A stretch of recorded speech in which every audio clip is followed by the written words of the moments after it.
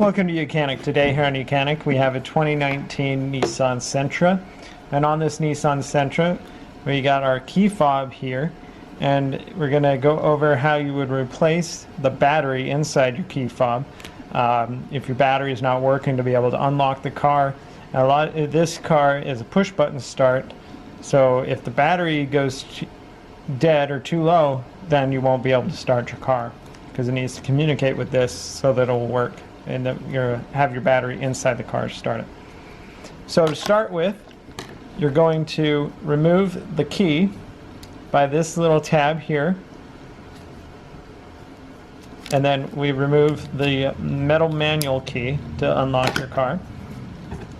And then you're going to take a screwdriver, small screwdriver, and just work your way around, opening the case.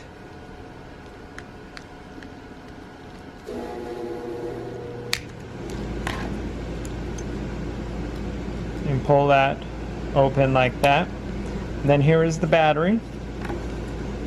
Same thing, we're just going to pop that battery out.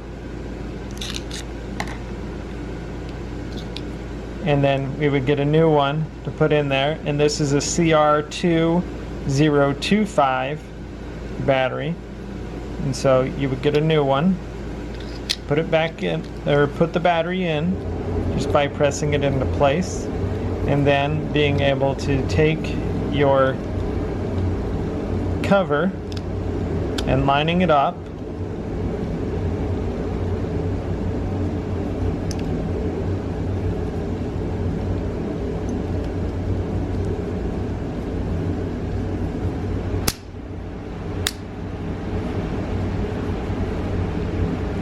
and snapping it back on there, and then you can put your key back in, and then you can hit the button